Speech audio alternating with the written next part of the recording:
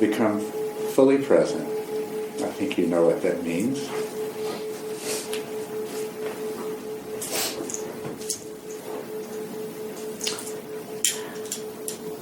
And I want you to reflect on the positive aspects of what it means to be right here, right now.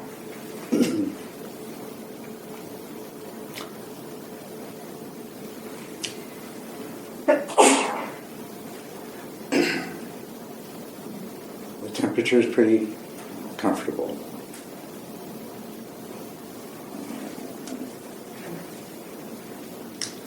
Cushions, not bad. Right? Chairs are okay. Pretty good. Actually, this is a wonderful building, isn't it? This house. And we're so fortunate to have the use of it.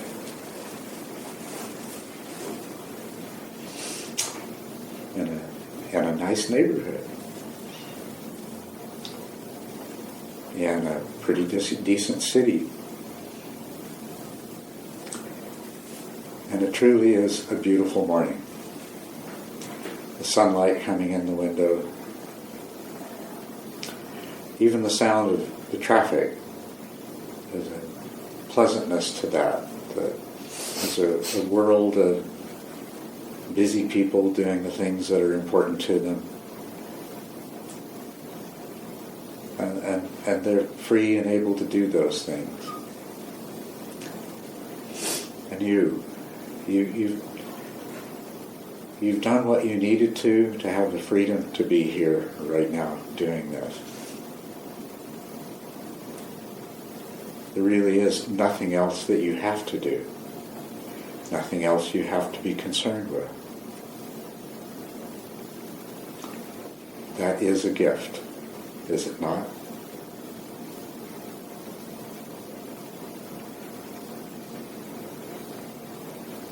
And such wonderful company. The energy here is very good. To have the opportunity to sit and meditate where there is such good, wholesome, loving energy.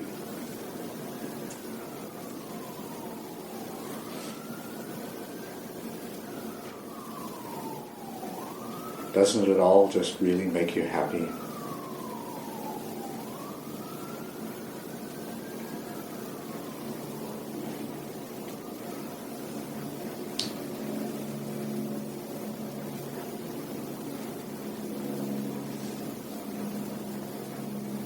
If you're healthy, if you're strong, appreciate that. That is a part of the reality of this moment.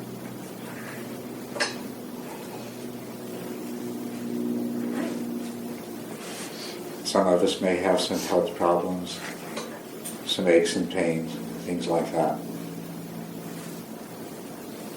But it could certainly be a lot worse. And it is quite good the way it is to be here now.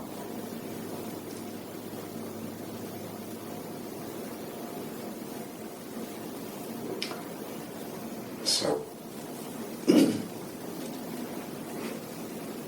using your ears, sensing your body, and noticing the goodness that is in your mind, the happiness, the contentment, the relaxation. Let's just spend a few moments taking that all in.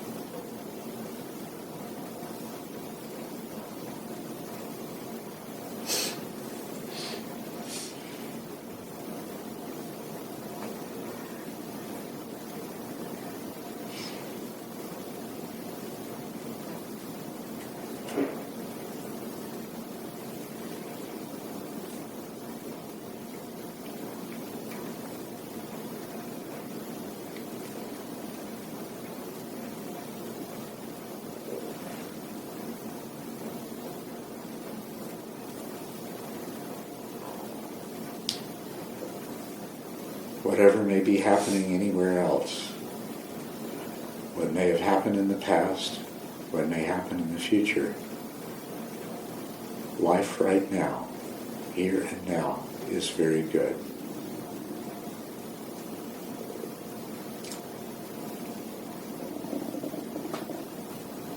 Now, holding that in your awareness, along with the awareness of the coming and going of other thoughts, along with the awareness of sounds, bring your attention into your body. Explore your body. Be with your body. Search out and let go of any tension. If you need to adjust your posture, your position in any way, do so.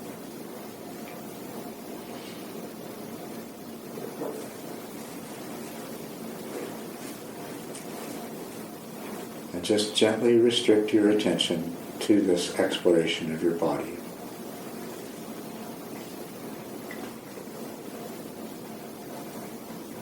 Whether you just observe spontaneous movements of attention or whether you intentionally direct your attention from one place to another.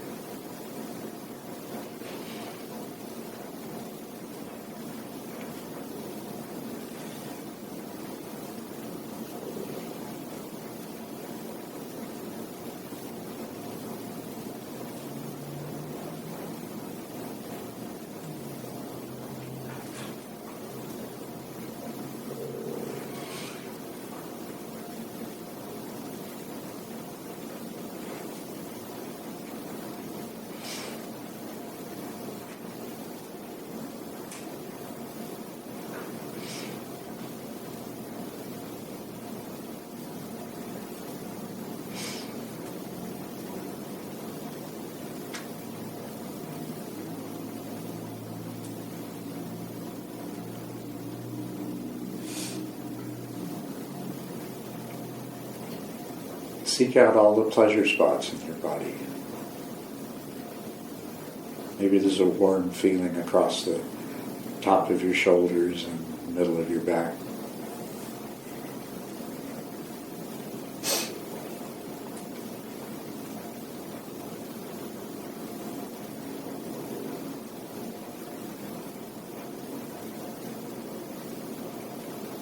The pleasantness of your body supported on the earth with the cushion of the chair or the meditation seat you're on.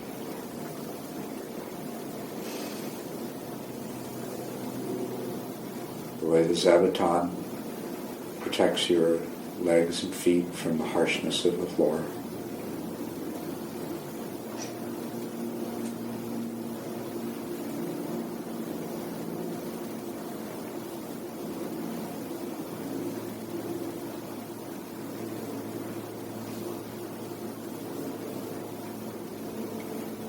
The ease with which you breathe, air moving in and out of your lungs, the life-giving energy spreading throughout your body.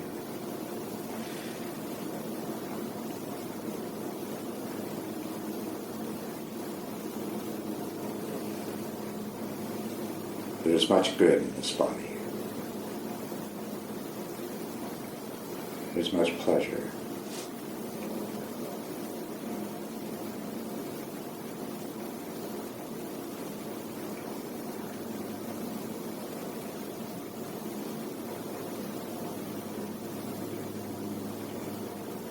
You want to keep that in your awareness,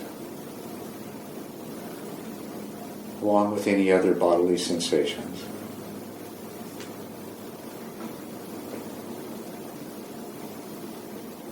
Along with the sounds we hear that remind us of this wonderful building that we're in and this wonderful place on this planet that we are.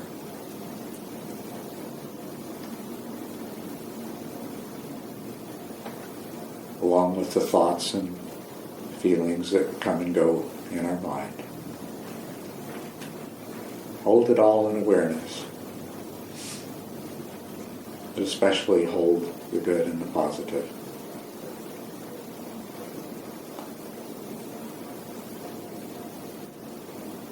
It is good.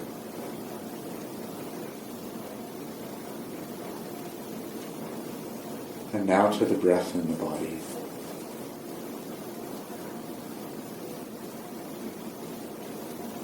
Deliberately take a deep breath and just feel that whole process in your body.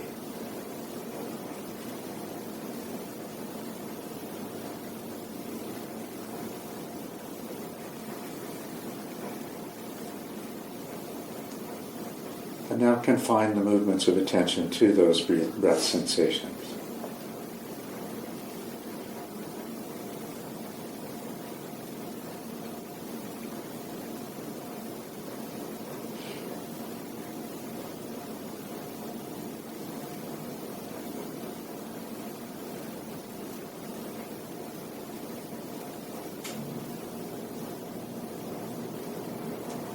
They are pleasant, are they not?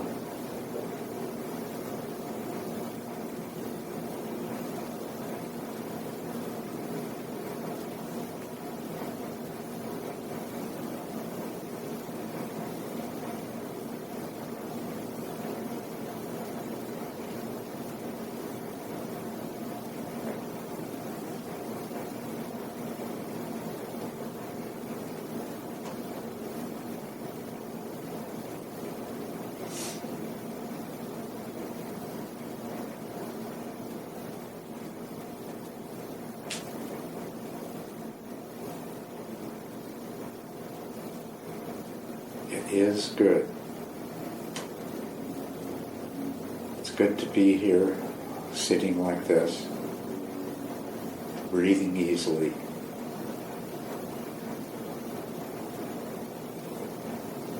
And now direct your attention to the sensations of the breath of the nose. Anchor your attention while experiencing this full expansive awareness of where you are, who you are, what you are, and the pleasure and goodness in that. It truly is good to be here, sitting here and breathing.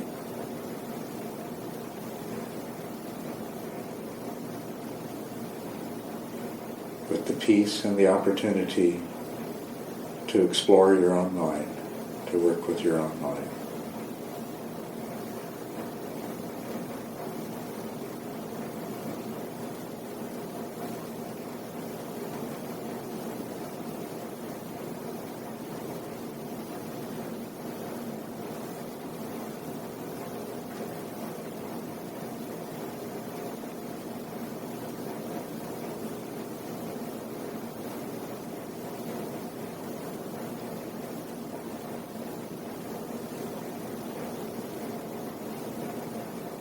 Now I want you to count your breaths. See if you can count 10 consecutive breaths. But with each breath, when you finish the first breath and think to yourself, 1, it's a victory. You went through that entire breath without losing your focus. And then if you do it again, it's double the victory. If you make it through the third breath, it's only better. So now, see if you can count 10 breaths without losing your focus.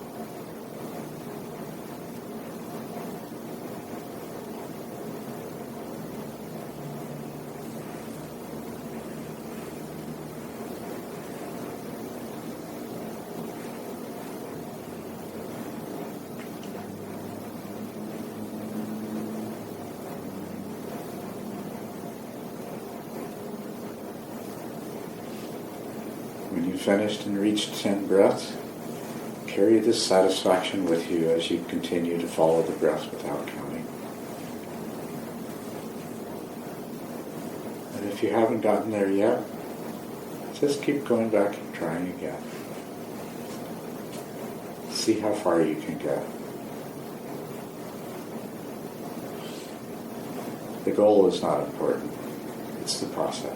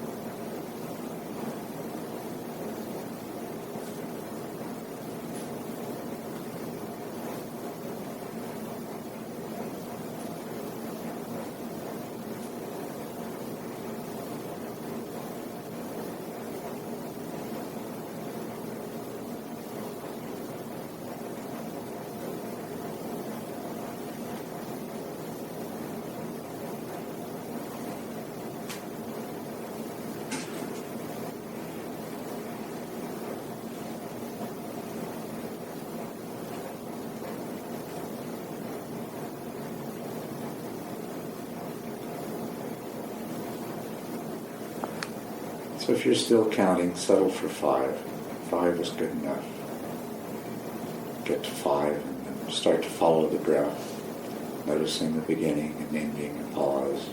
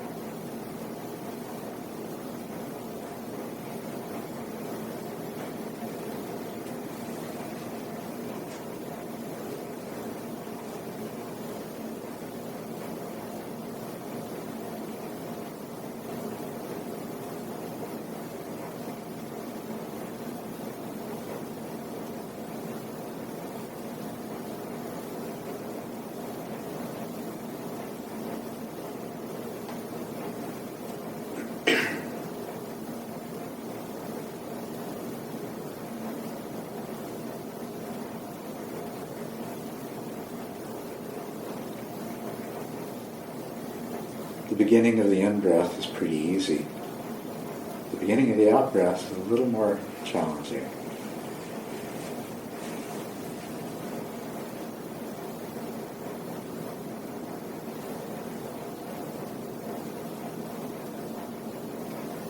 It's the end of the in-breath and especially the end of the out-breath.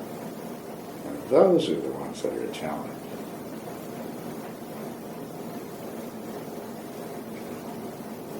Whenever you get it, it's great.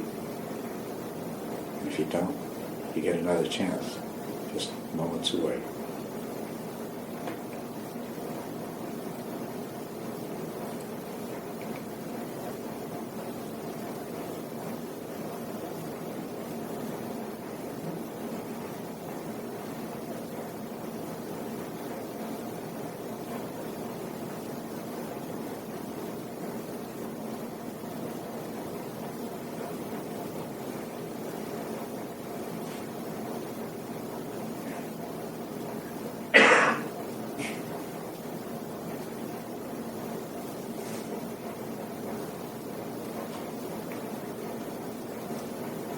Those two pauses are pretty easy, and somehow they can help you to spot the end of the in-breath and the end of the out-breath as well.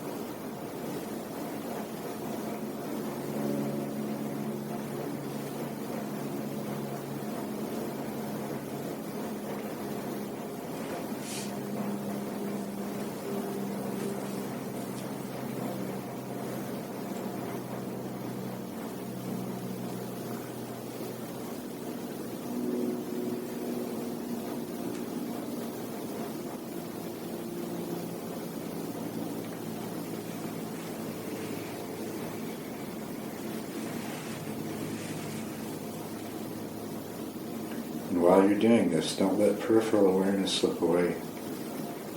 Especially that awareness of the goodness and the pleasure and the comfort.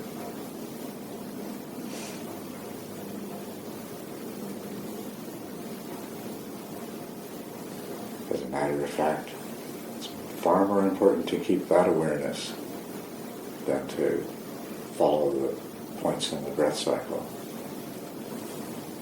But you can do both at once.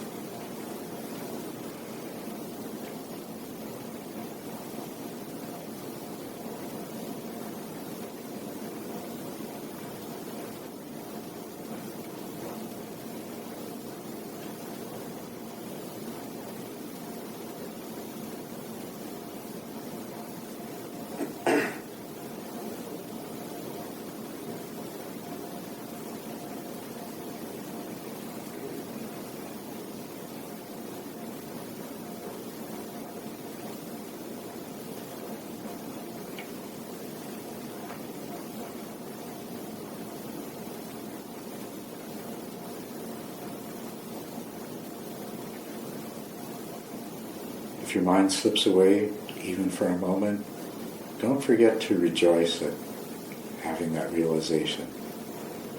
And bring your attention back and start to play the game again.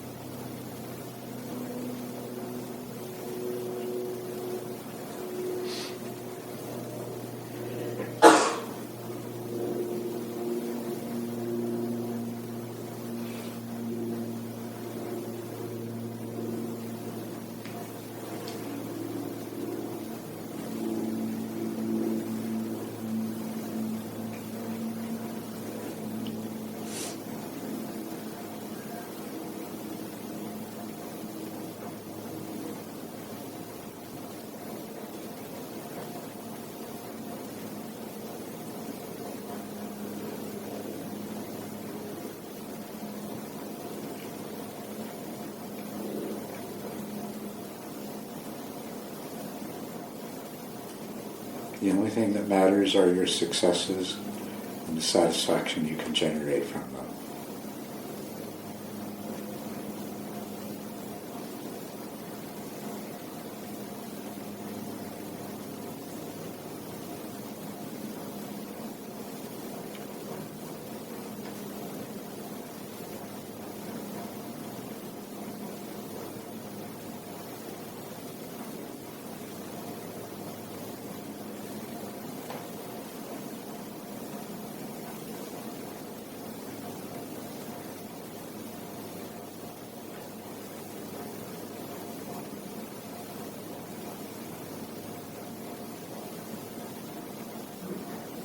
Feel the peace and calm of your mind.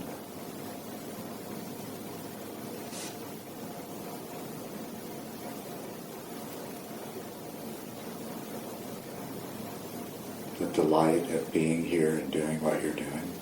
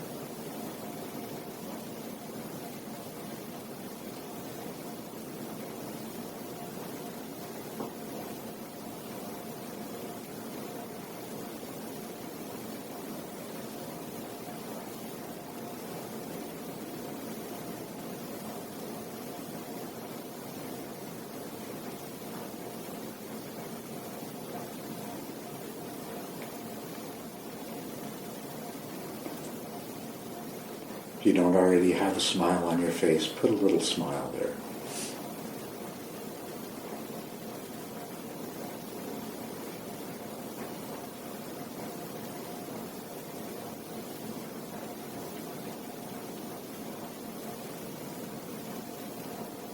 You ever notice how Buddha images always have a smile? No accident.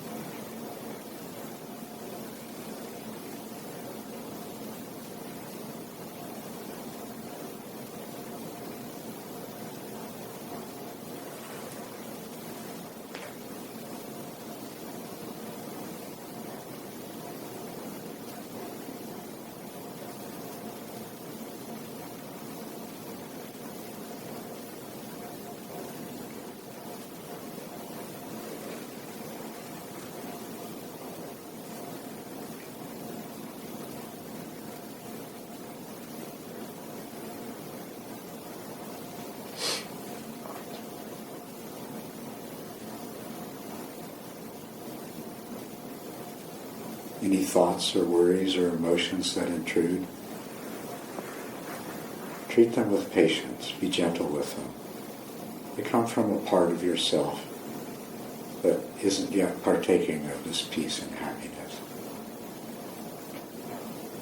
Just let them be in the background.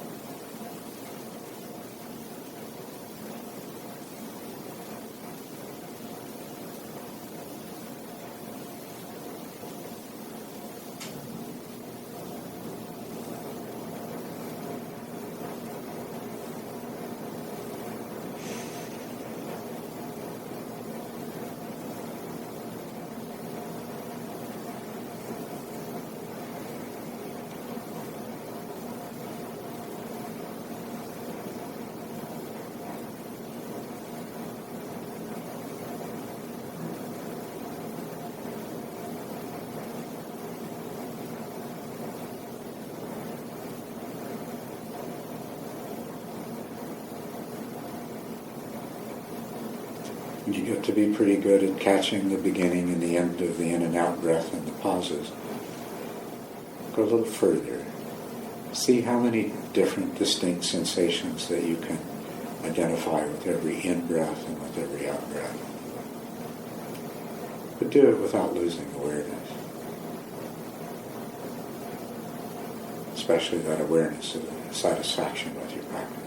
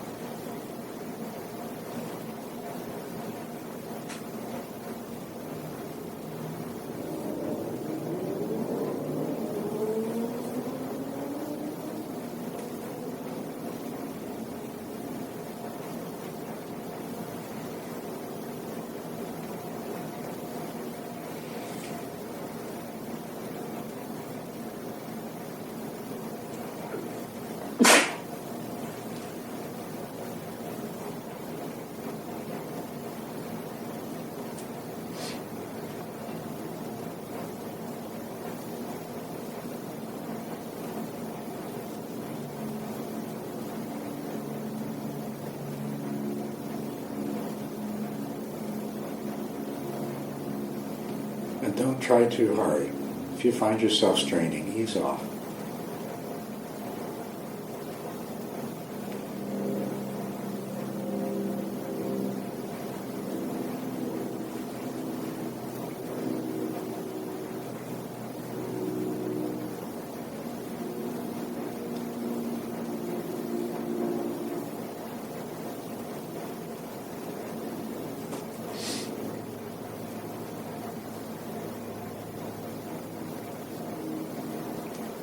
No one's keeping score but you. And remember, it's only your successes that count.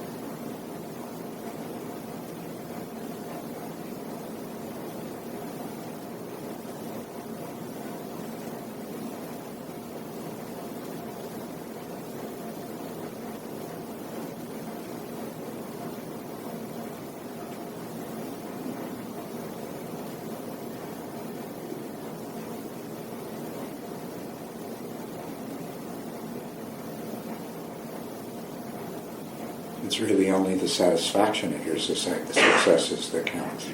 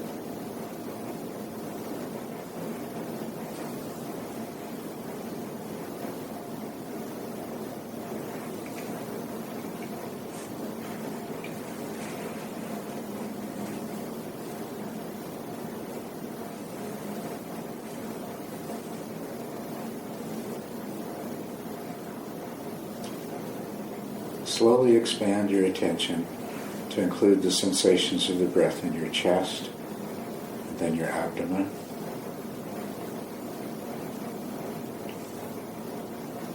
Until you can follow the breath in your entire torso at the same time.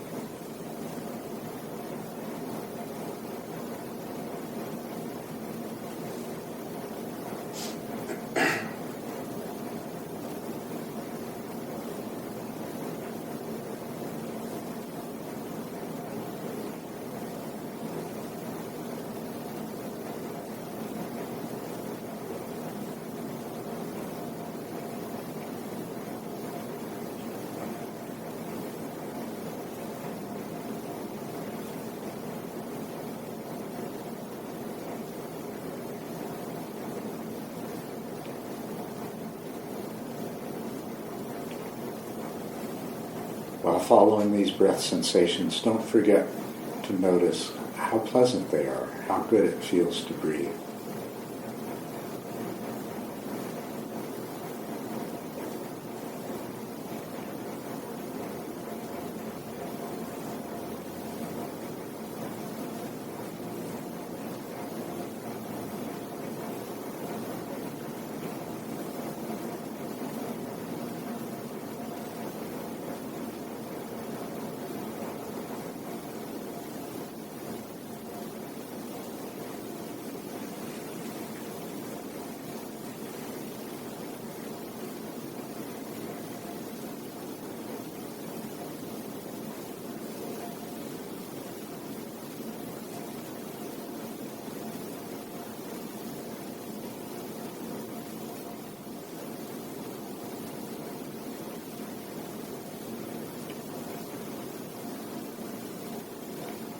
Check in with your mind. Is there some peacefulness and contentment?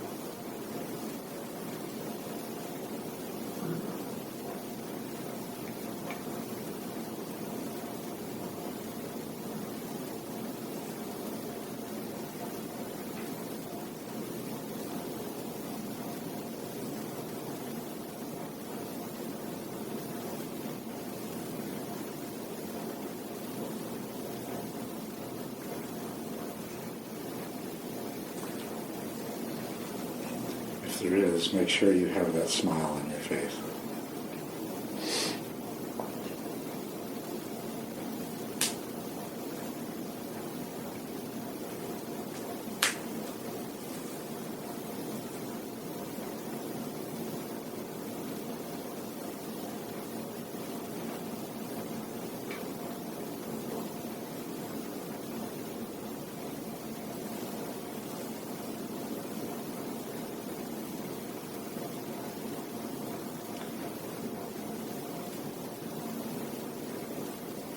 Expand your attention to include your whole body.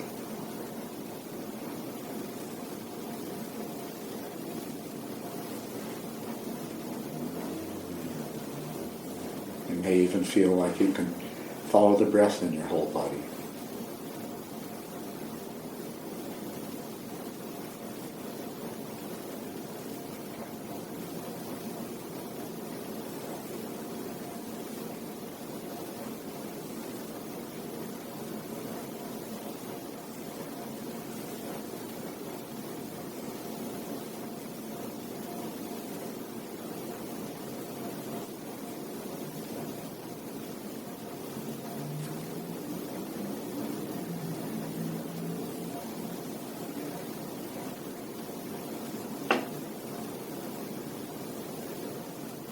Do you feel pleasure in your body?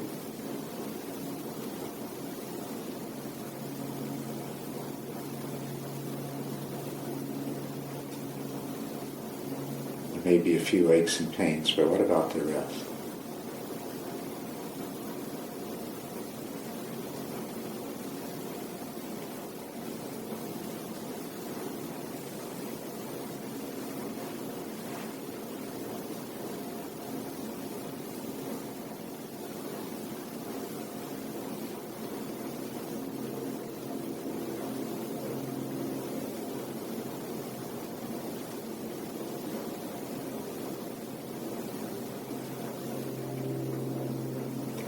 Allow your intention to include the sounds. Reconnect with this larger world.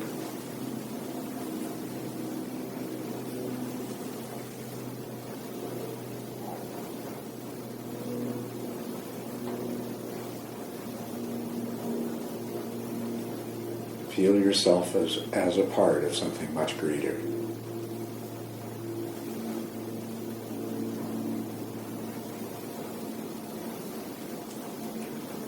Something that you belong to and that belongs to you.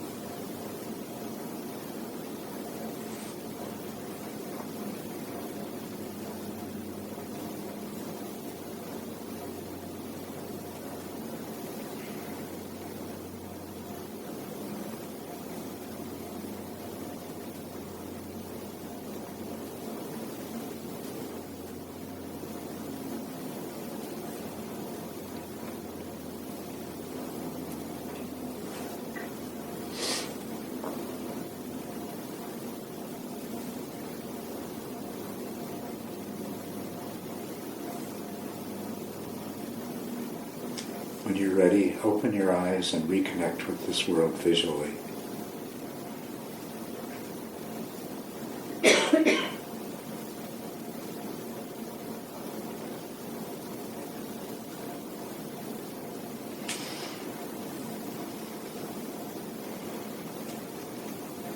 And as you do so, let the joy that you've cultivated during this meditation stay with you. Keep that for as long as you can.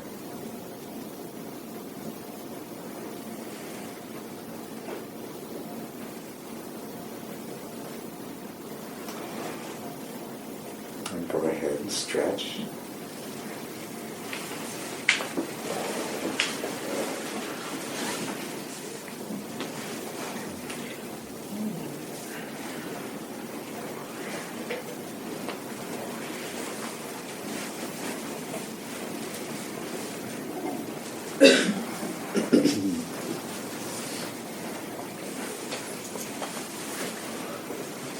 So is anybody happy?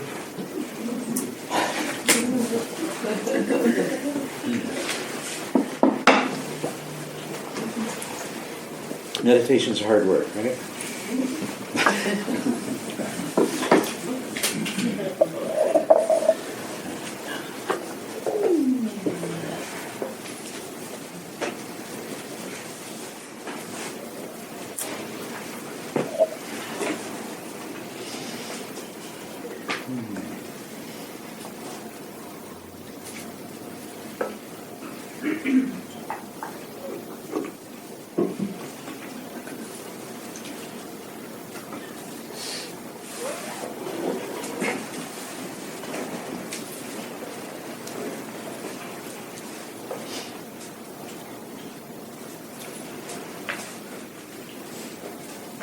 Turn the floor over to you.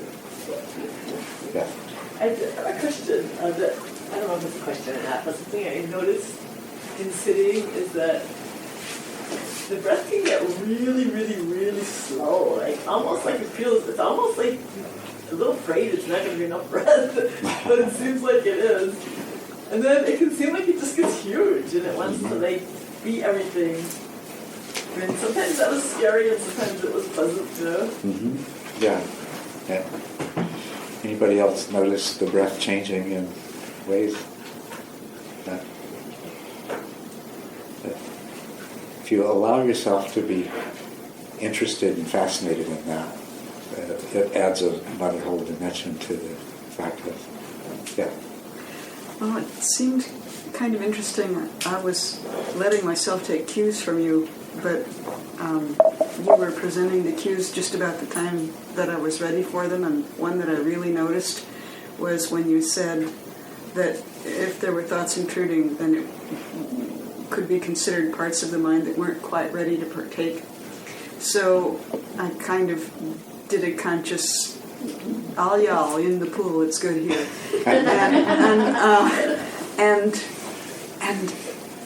I guess I must be remarkably prone to suggestion because I got this uplift of energy just as you suggested, as there was this little oh, we could be doing this now. I could have had a V8 kind of feeling that, and it did seem like there was this little rush of we'll throw in with this. Mm-hmm. Great.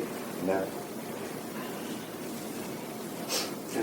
Thought sometimes that kind of kept wanting to come back was the thing of I had this, maybe I was growing up with it or something, or reading Catcher in the Rye or something, but the phoniness of sometimes people put on, like you said, contrived somewhat of happiness, which is not the case, and you know it, and it comes in for some reason. And so tell me, like, are you saying you felt like the happiness in this meditation was contrived? No, it's that thought that thought comes in sometimes. Yeah. No, clearly no. I think this was and it was my intention to be content and happy, for sure.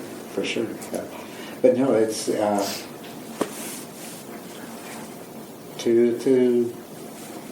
a lot of people will have that. You know, perhaps you've been annoyed by people who always go around Pollyannas. Well, the one that, when you said a smile on your face, that's not usually the way to go around. Yeah, You know. yeah, and and so if you've had that feeling about people, especially if you're the kind of person that has the kind of attitude that, well, I'm a realist. Life is a serious business. None of this pretending stuff. And there's nothing wrong with that if that's part of who you are. But it is something that, in order to cultivate joy, if you have that part of you, it's going to want to butt in and be a little bit critical and naysaying and things like that. Be patient with it, because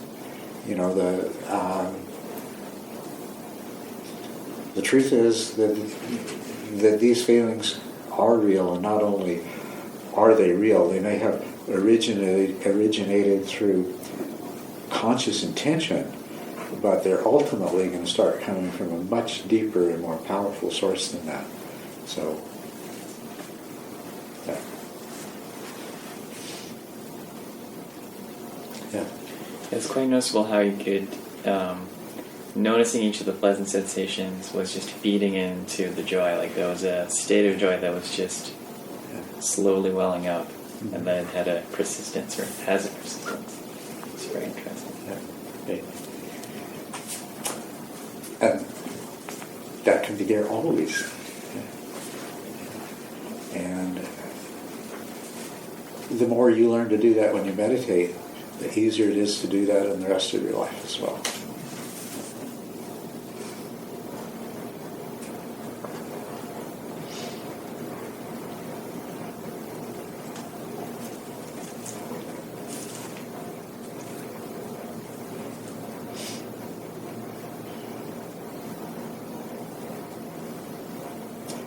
Okay, so nobody else has anything to say. I'm hoping that now you have another really useful, important thing. You have a useful, important idea, and you have a useful, important method to further enhance your meditation practice. Yeah. Since these talks and meditations are going to be downloadable on the website, how would you recommend working these recordings into someone's practice? Well, each of these guided meditations has been on more or less on a particular topic, and so what you can do, especially what we could do, is maybe put some kind of label on them so that when you come back to them later on, you can remember which was which. So if you feel like you need, you could stand to have a refresher on one of these, then you could just go ahead and, as a part of your practice that particular day, put some headphones on and listen to the recording. Yeah. I got a question for you. I know that this meditation was about mindfulness and being here and being in the present moment. If you have a problem with that, do you think it's okay to maybe perhaps imagine being in a safe place if you don't feel somewhat safe in the present moment? Oh yes, absolutely. Yeah. Yes. Imagine yourself in a place that's more conducive than you are, if you need to, definitely. Or remember some other place or some time. Anything.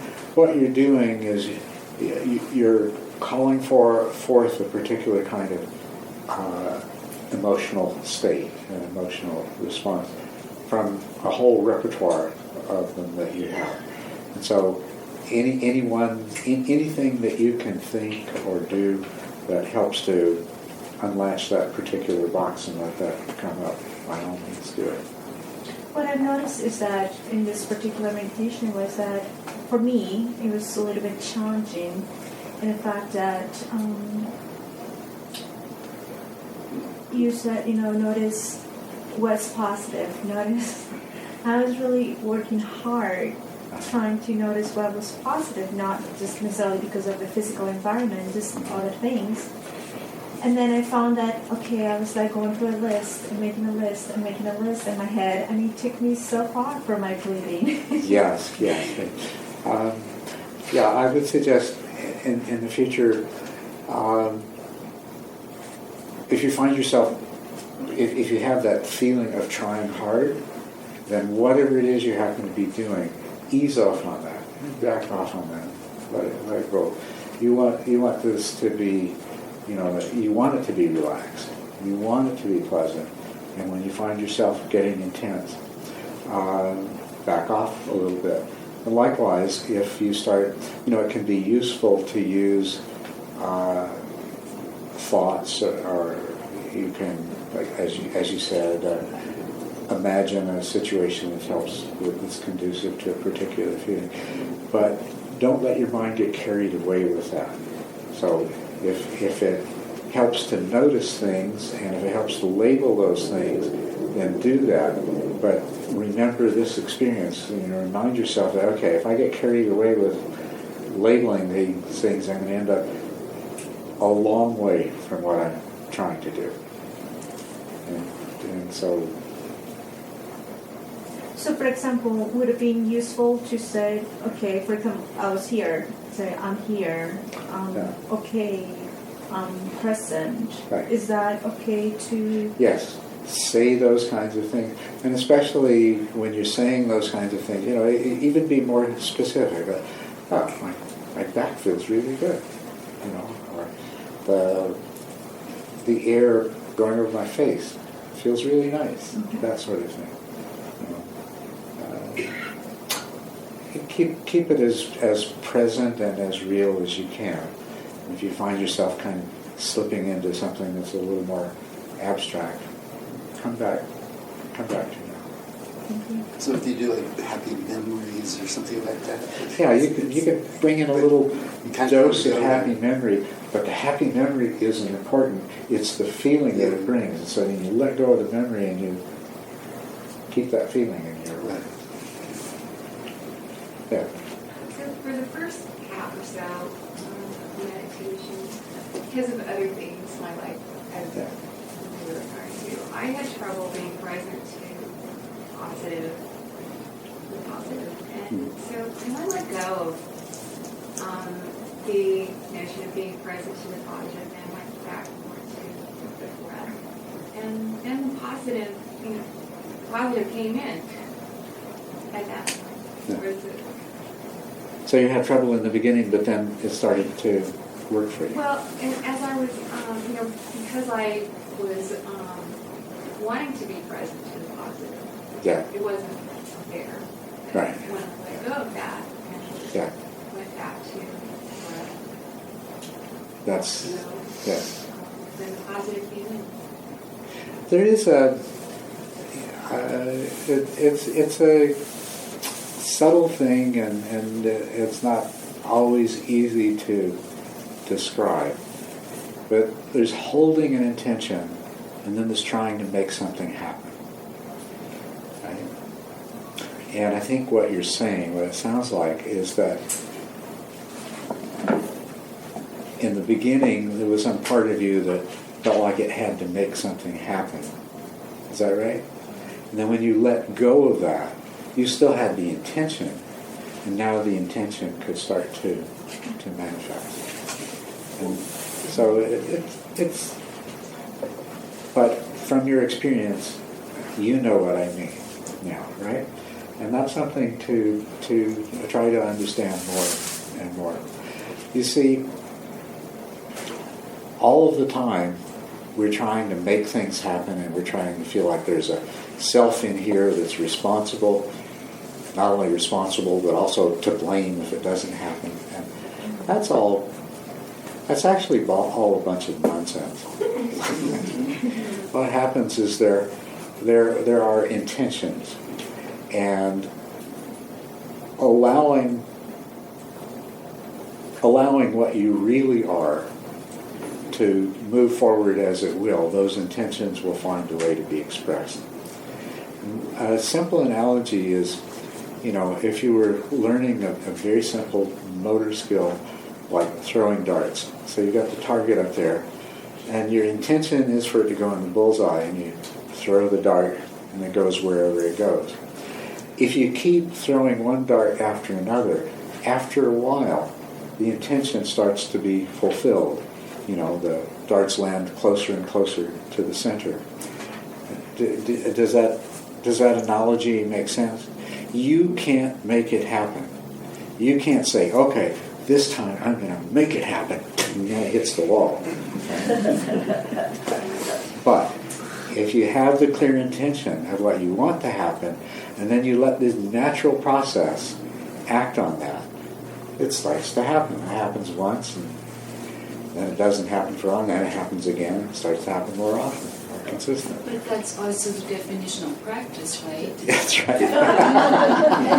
Good point. Yeah.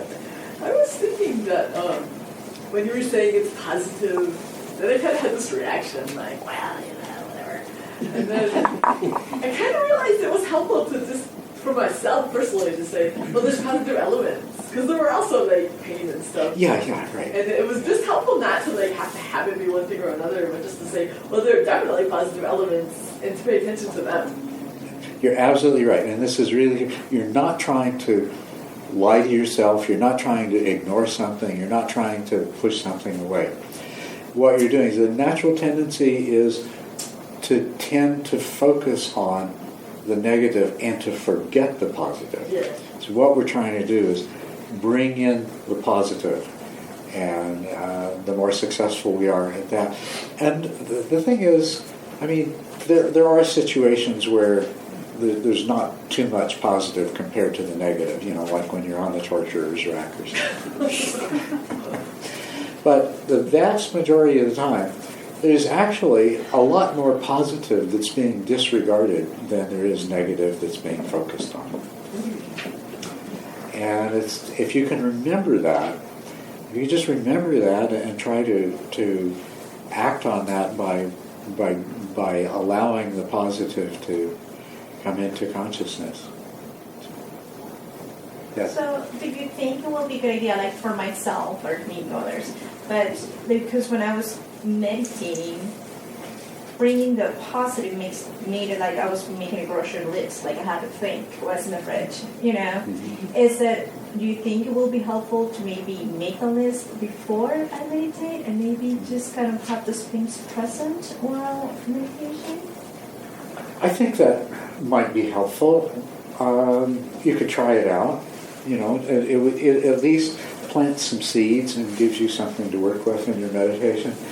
But really, the skill that you want to cultivate is of noticing what's already there. And so making that kind of list in advance might help you. But you don't want to be, you're not dependent on the list, and it's just to help. It's just to get you started. Okay. So you don't really, people, do they kind of journal sometimes of their experiences meditating? Some people do. You see, I'm personally not a journaler, so I hardly ever suggest it to people. But some people are, and it's enormously helpful. If you are at all inclined to journaling, then I would suggest you probably get a great benefit from keeping a meditation journal.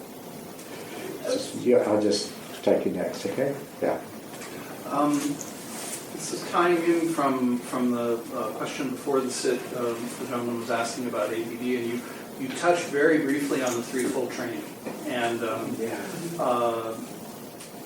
it's something that I know when you do retreats, for example, precept practice is a big part of things, and it was really inspired by this emphasis on the positive during meditation to reflect on how precept practice is really, the precepts are based on not right and wrong in Buddhism, but on harming versus non-harming, and thinking about how to carry this forward, the emphasis on the positive, and really, it was really making me think about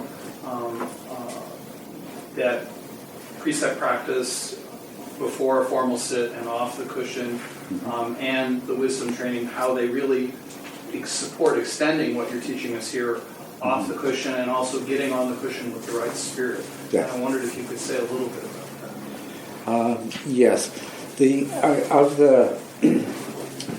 of the Eightfold Path, there's a part that's called right effort, and that is positioned between the virtue component and it's part of the meditation component. But if you can see how that's the joining of these things together, because what right effort is, it's sometimes described as the fourfold right effort, in that that you want to, whatever is good and wholesome, you want to bring that forward into your mind. And whatever that is good and wholesome that is present in your mind, you want to keep it, hold on to it, and sustain it. And whatever is unwholesome and negative and harmful, your goal is to keep that from arising. And whatever unwholesome and negative thoughts or attitudes or views or intentions arise that are present in consciousness, then you want to release them and let them go. So this is a manifestation of that. There are these negative tendencies, and even a feeling of dissatisfaction with how your meditation goes. That's an example of one of these negative things which you would like not to arise, and once arisen, that you would like to find a way, you'd like to let go of and find a way to displace by bringing up something that's positive, which of course is, you may be, the counterpart to the dissatisfaction with how you believe your meditation is going is the recognition and the satisfaction you feel from recognizing the successes that you have in your meditation. And so it's an application of that. All of the different parts of the Eightfold Path there's like this constant reiteration in many different forms and many different levels. On a macro level of your life and on the micro level of a few moments of meditation, the same pattern manifests over and over again. And this is just one more expression of it. Practice of mindfulness, the cultivation of joy, you can trace all of these things back to the same idea. Yeah, thinking of the question about lists and thinking about how if you start making lists, it seems like it is possible to totally activate that part of your mind that's real intellectual and that doesn't have any connection with the body, and it's kind of... And I guess, as I understand it, you would make a list because you want to elicit feelings in the body. Yeah. And the feelings in the body are what's the most important thing to pay attention to. That's right. And I guess when I sleep, sometimes when I fall asleep I read, and the part of the reason I read is to distract that part of the mind that'll keep me awake. Mm-hmm. Yeah. But I fall asleep faster if I also notice the feelings in the body. Yes. As it's happening, so. That's And just to say again, that using the intellectual part of the analytical part of your mind and making lists and verbalizations and things like that, they're not bad. There's nothing wrong with them. In fact, it's just the opposite. Used judiciously in just the right way, they can be very helpful, but they're helping something else, and you don't want them to take over. You don't want to mistake them for what it is you're trying to do. Yes.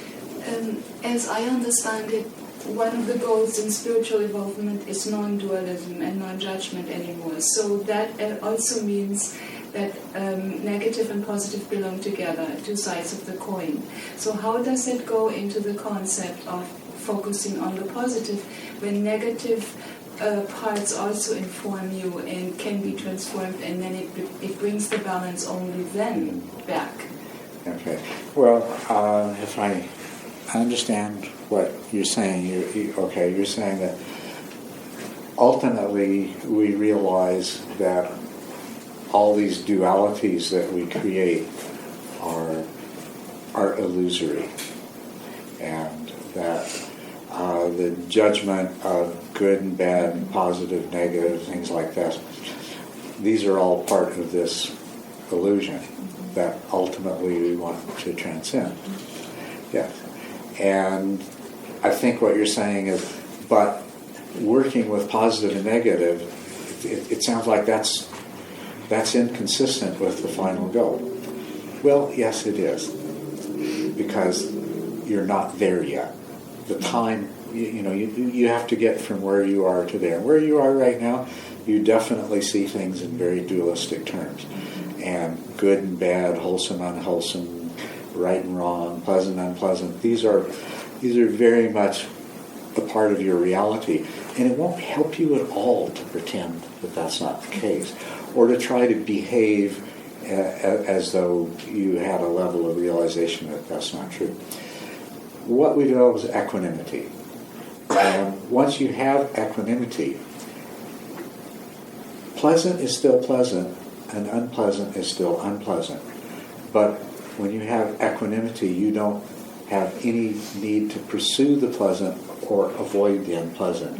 You accept them equally as a part of a larger reality and a larger truth, and which allows you to work with them productively. Okay? But until you have equanimity, if you try to pretend you have equanimity, you're either in denial or anesthetizing a part of yourself, or it doesn't really work. So you don't need to worry about the fact that you start with where you are, okay, and this is the way your mind works. So you work with that. But it helps to keep in mind what your long-term goal is, that eventually these dualities are going to dissolve, and eventually you will have equanimity, and you'll no longer have the problematic reactions to pleasant and unpleasant that now drive you. Yeah. I keep on finding when the joy gets going and has been there for some time, that I always reach a ceiling where I start to vibrate, like there's small vibrations going on, and there's jerks at the beginning of the in-breath. Mm-hmm. And that seems to be a ceiling that I haven't been able to work through. It's been for some time now. So it seems to be come along when the joy starts to really get going. When the joy gets really strong, you have this vibration, energetic feelings, and you start to experience a kind of physical jerky. Yes, the vibration is very small. If you're really watching it closely, you might see it moving. And at the start of the in-breath, there's a slight jerk. It's not really a ceiling. Here's a way to picture what's happening. Okay. Could you repeat the question? It might be hard to do. Okay, I think I can do it. Or could you restate it simply, and I could repeat what you restated? As the joy reaches a certain point, it causes the body to start to slightly vibrate, and there to be a slight jerk at the beginning of an in-breath. And it feels like it's a ceiling, or the joy is no longer increasing, and it becomes like a distraction and a ceiling to joy deepening. Okay. Yeah. Now, I have to explain a little bit more about this. The fact that he is feeling, and many of you, and those of you having it, will feel a lot of vibratory, energetic things, and probably experience a lot of body movements and maybe strange things like sweating and salivation and tearing and things like that happen as joy intensifies. This is completely normal. Happens to different degrees to different people. These are not. These happen in meditation. They happen very strongly, and they're very powerful, but they're not really different from the reactions that we have with ordinary joy in daily life. You know, when something happens to trigger a state of joy, does your hair stand on end, your skin tingle, you know, your face may flush, you feel all this energy, you can't help bouncing up and down and moving and things like that. This is a much stronger form of the same thing. The joy we experience in everyday life is the result of a temporary and partial unification of mind that is brought about usually by some sort of the gratification of desires, right? In meditation, there's a far more profound unification of mind taking place. It's more profound, it's more complete, and it produces a much more exaggerated version of the same kinds of responses that are associated with ordinary joy. So that's basically what's happening. Now, as the mind unifies, but it's not yet fully unified, there's a lot of energy becomes available. The energy that was previously expended in different parts of the mind struggling against each other. But when the mind is not fully unified, a lot of times this energy has no useful and productive place to go. And so it manifests in all of these other forms. So what you can expect as, and we could call it meditative joy then instead of just joy, to keep clear and identify that we're talking about a phenomenon that goes beyond everyday joy and that is unique to meditation, and it's the result of the unification of mind that meditation is bringing about. As that occurs, you'll feel these things and they will become very, very intense. And they'll actually, what Brian is experiencing right now is he feels like he's at a ceiling. You get to a particular place and it doesn't seem to be moving past that. That's a temporary phenomenon. It's more kind of a plateau than a ceiling.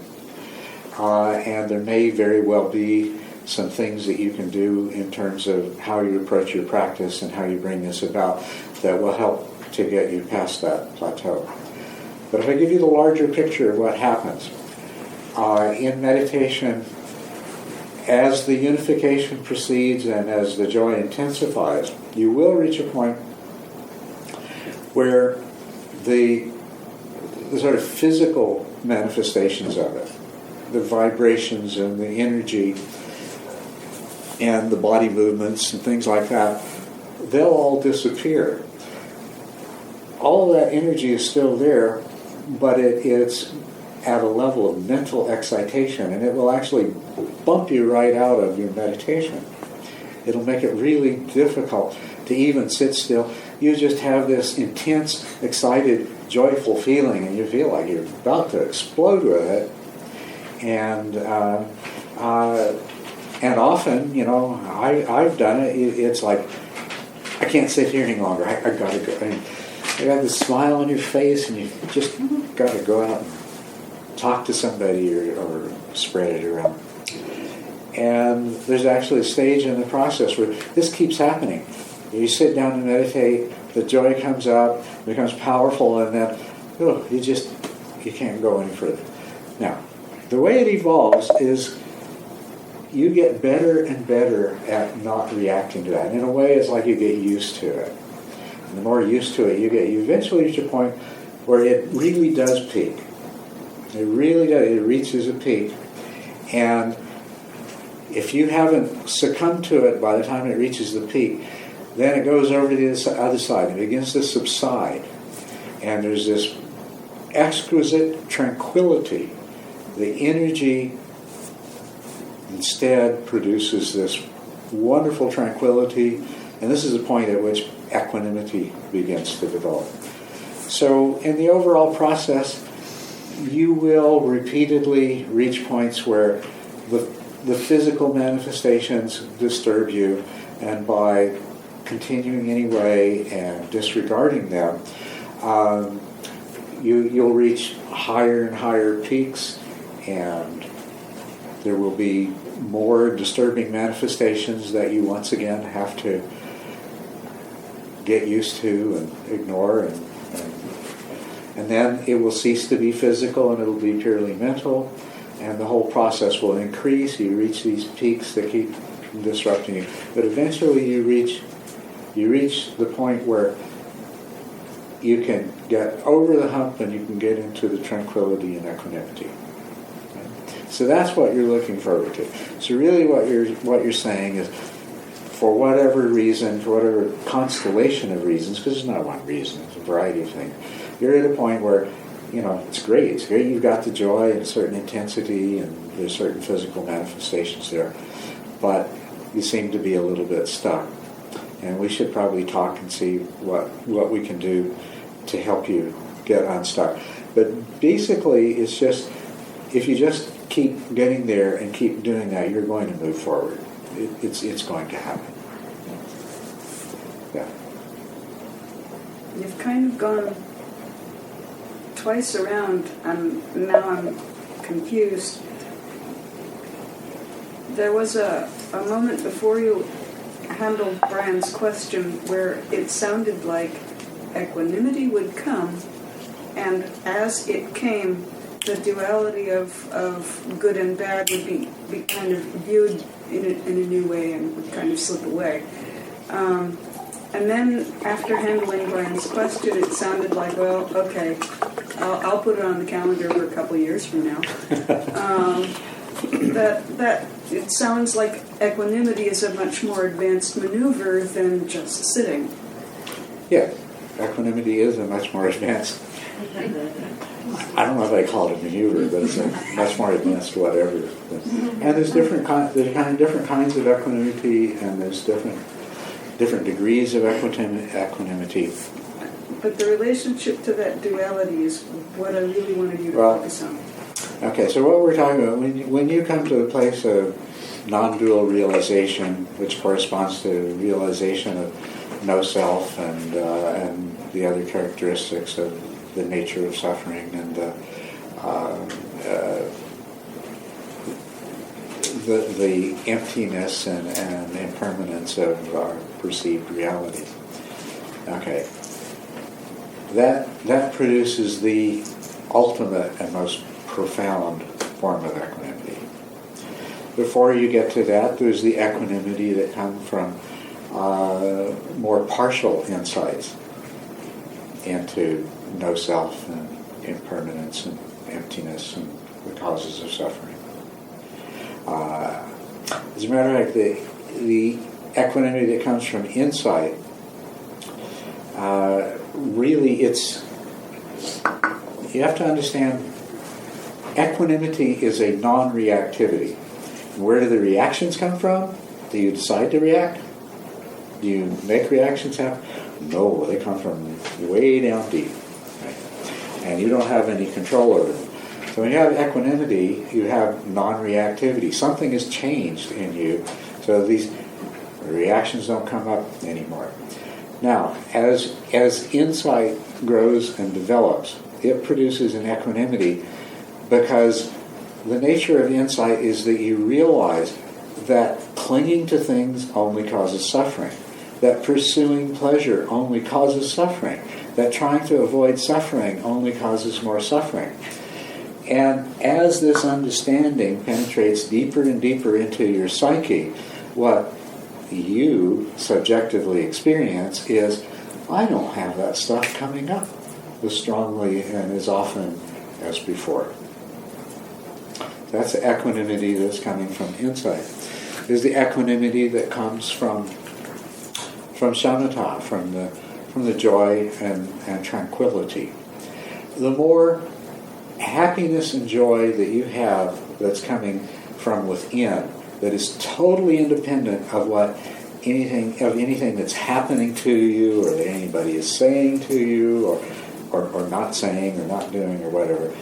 The more joy and happiness you have that comes from within, the less inclined you are to react to external things with desire and aversion and clinging and so forth. And so it's the same, it's phenomenally the same equanimity. And it will be present in greater and lesser degrees depending on how fully developed the joy and tranquility that you have internally are. Its cause is a little bit different. Its cause is that you've tapped into an internal source. The equanimity of insight is different from that. It's coming from the fact that some parts of yourself have realized that, when you grab the red hot poker, it's only going to hurt, and so it doesn't grab the red hot poker anymore. And the equanimity that comes from realization, which is really just sort of the ultimate and more profound version of insight, it comes from this really deep understanding of not just that grabbing the poker is going to burn, but a much more profound understanding of the reality of what had previously appeared as you and hand and hot poker.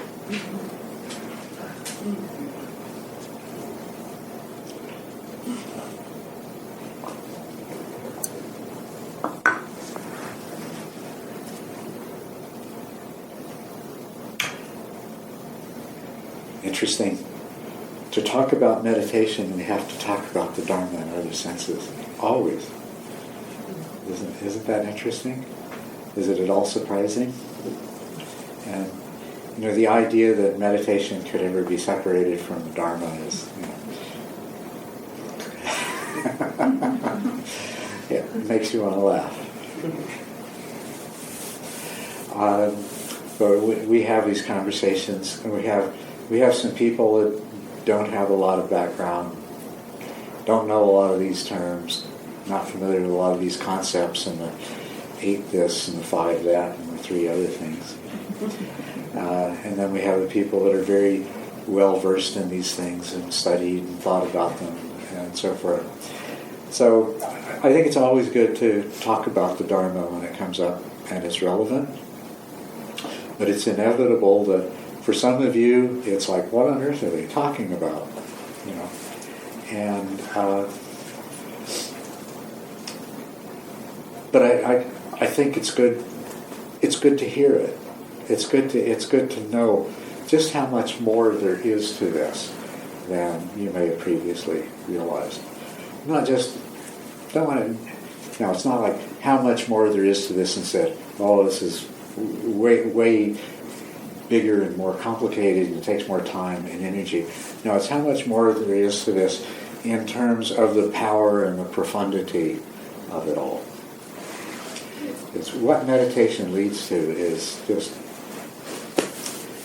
it is totally unsurpassable.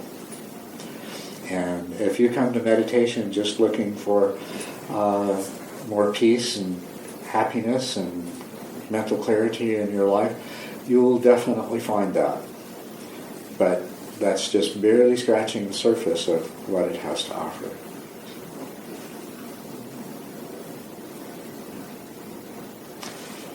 Well, yes?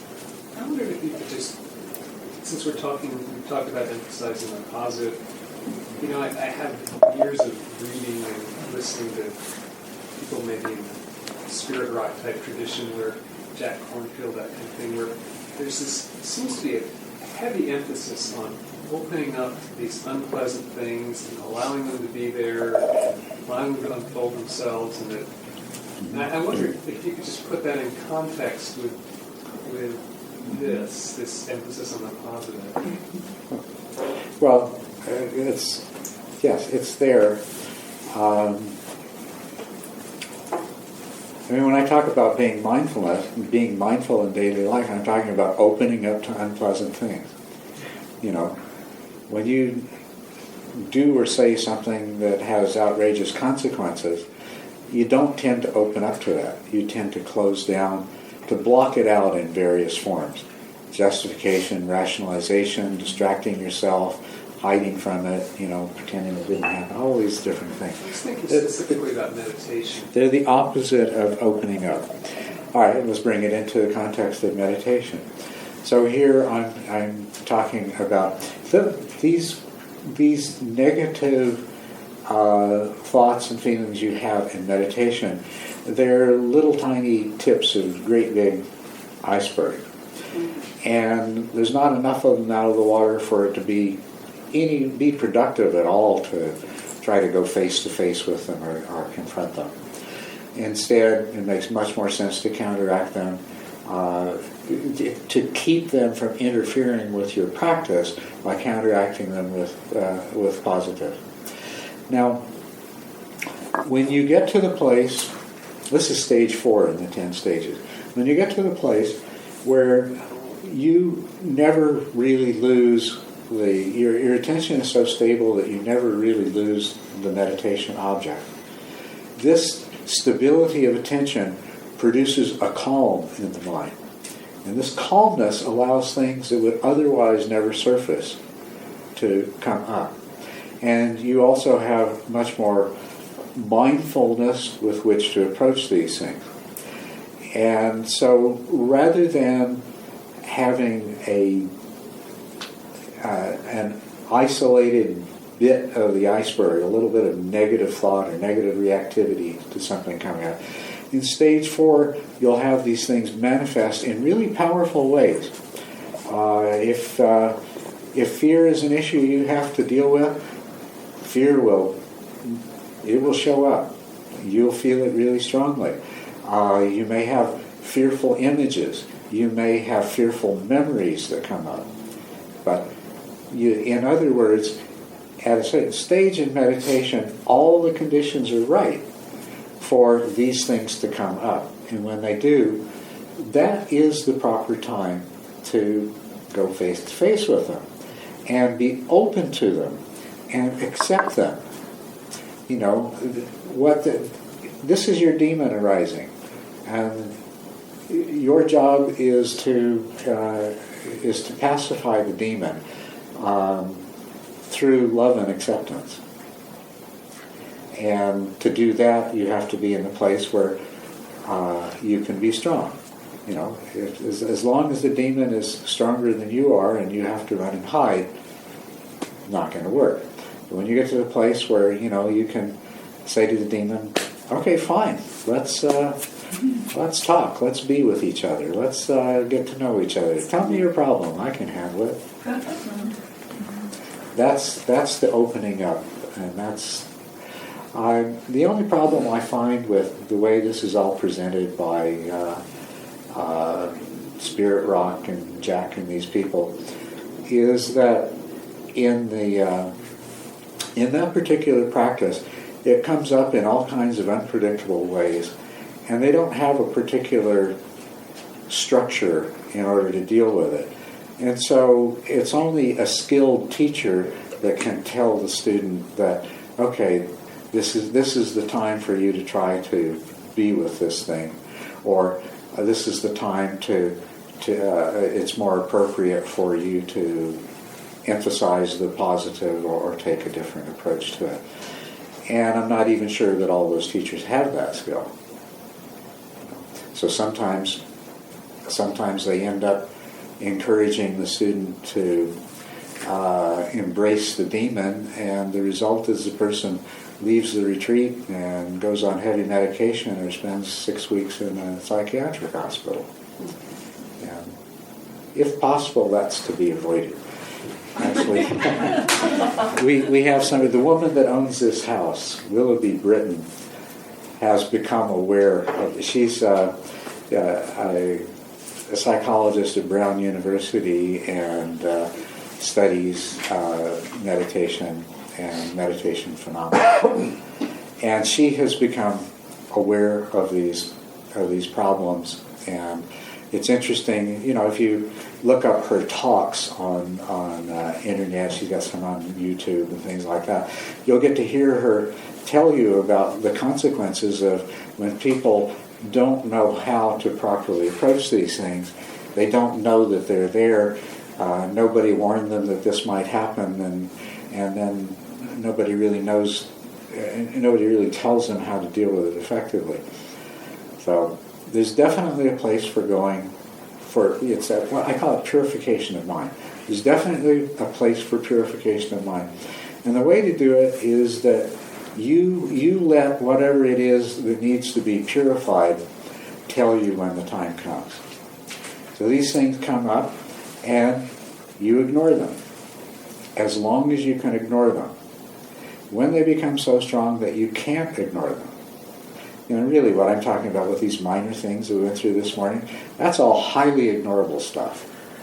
It's when you get to something that you can't ignore, that something is saying, hey, I'm ready. I've been hiding out in the depths all this time, but now I'm ready to come out in the open and get this thing worked out. And you've got to be able to respond at that point by saying, okay, I'm ready to work with you on this and see if we can't integrate you back into the whole of the rest of us so that you're not a problem anymore.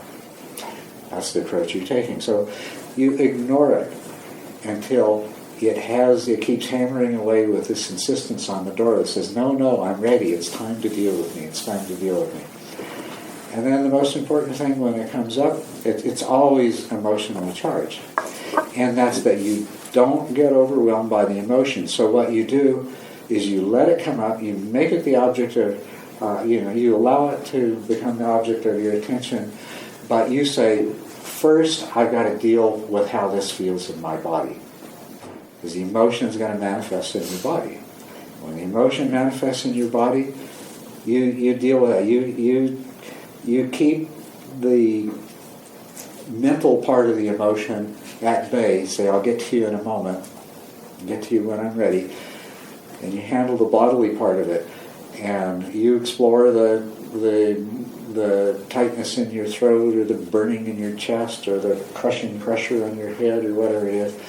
And when you get to the place where you can say, okay, this is what it is, I can deal with it, I could feel these feelings all day, it's not going to hurt me, not much fun, but then you're ready to move on to the emotional part of it. So that's how you approach it. Can I just ask one clarification? I think what you're saying is the general kind of low-level negativity that can be a habit in meditation, like I can't do this, or whatever, that kind of stuff you just need to retrain, gradually wear it out by keep turning away. Is that correct? That's right. You're not trying to push it away, you're ignoring it, you're letting it be there. Okay, you can be there, that's fine, but I'd like you to meet my friend Happiness over here. And Culadasa, haven't you said before, if it's like your lower level and you can't handle this horrible stuff that comes up, it's okay to go out and get counseling? Well, yeah, that's the other thing too. Is if it comes up and it's too much for you to handle, you're definitely not under any obligation. If that's the thing. If you try to deal with it by going to the physical, the bodily first, while holding the emotional intensity at bay. If you can't do that, if it overwhelms you, then you got to be smart enough to say, okay, time to do something different, and that can take many forms. That can mean it can just mean taking a break. It can mean going and doing walking meditation for a while and then coming back and trying again. But if the simple things are not enough, then really what it tells, if something comes up in meditation and then when you leave the meditation it doesn't continue to bother you, then you probably don't need to resort to counseling. But if this thing that has come up in meditation won't let go when you leave the meditation, if it keeps coming back and it keeps waking you up in the middle of the night, seek counseling, for sure. Good, I take a question over here first. Sorry. Going back to the meditation this morning and what people have said about negative, positive, neutral, then maybe I was confused on the meditation. You talk about, you started this morning with joy and happiness. And when I personally got to the meditation, I wasn't able to tap into it right away, or I did. but there wasn't either an aspect of negativity either. There was nothing coming to me saying, "Oh, this hurts," or "I'm bothered by this." It was just very neutral. Yeah. Is that okay, perhaps? That it was just Sure. neutral? It's okay for it to be neutral if if you've done something to try to elicit a more positive feeling and you don't succeed. Neutral is still fine, but as you yourself said, you could think about things that brought up positive feelings. You could that's what I had. imagine yourself in a And that's when I started having problems with my meditation, trying to get those positive things that perhaps maybe they were not there today, but it wasn't negative. It was just, I don't know, it was just there. When it became challenging was trying to bring those things up that were not there for me at that particular moment. When you're experiencing, it's called flat affect, where there's nothing pleasant and there's nothing unpleasant. Flat affect is kind of an illusion. It means you're really experiencing negativity and you're repressing it. Mm-hmm. Right? And if so it helps to know that. It helps to know that. So, you can accept if you've tried to arouse some joy and some happiness and some pleasure and it hasn't worked, then you can accept that. You say, okay, so there's some strong negativity there and it's not coming out into the open. But you just keep on trying to find, as I say, there is always something pleasant. And remember when I was comparing joy and sadness this morning? Mm-hmm. Right? So, if there is a negative mental state present, it's going to take the pleasant and it's going to shift it down the spectrum so it comes across as neutral. Okay. Okay? Right. And so, if that's what's happening, then you can accept that that's happening, but you can keep still trying to shift the state, and you can shift the state by continuing to look for those things that actually are pleasant. Okay. Right? There's always something pleasant, and you can tap into that pleasantness. But once again, if you find yourself straining, you don't need to try so hard. Just ease off. Be patient. Even negative mental states require energy and they begin to weaken. Even in the middle, even somebody who's in a rage calms down periodically, right?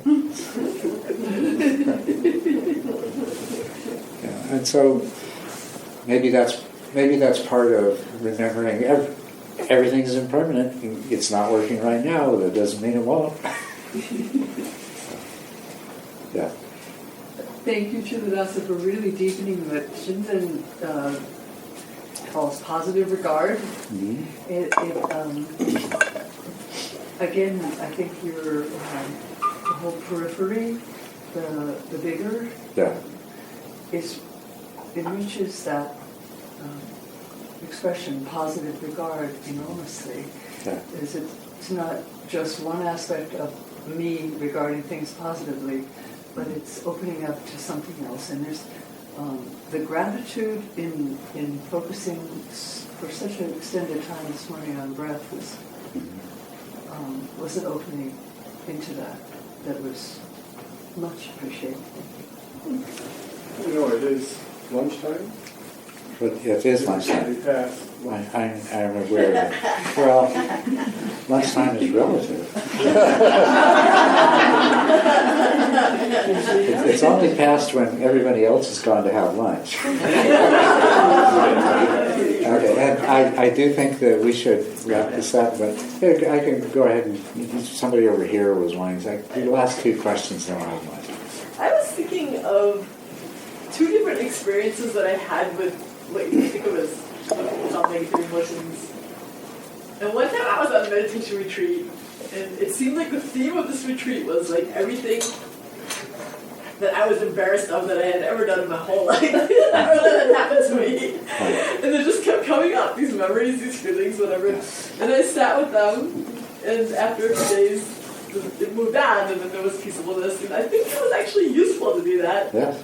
But then I've had other times where fear came up, and maybe the difference was I couldn't get equanimity with it or something, and Yeah. it actually made it worse instead of better. Yeah. And then it might have been made more sense to do something else. So I'm just like personally trying to like figure that out. Right. Yes, there are. It's a whole topic that we could talk about at great length. But yes, you were doing a really valuable and useful purification, and my guess would be that as a result of that retreat, you probably don't get embarrassed nearly as easily as you used to. It definitely seems like it helped because I was just like. But yes, the thing is that you can attempt a purification that's really coming not from a place of openness and acceptance of equanimity, but that's that where it's really coming from, if you were to dig deeply enough, is I want to destroy you and get rid of you, and so I'm going to pretend to have equanimity and get rid of you. Yeah. I think what happened was that the focus on the fear actually made it worse because there wasn't the distance, The Yeah. focus just kind of built it, rather than having that space to just observe it. I think that's what was happening, but I'm not sure. Right. And it just might not have been the time yet to deal with that. Yeah. Okay. So, all right, let's have lunch.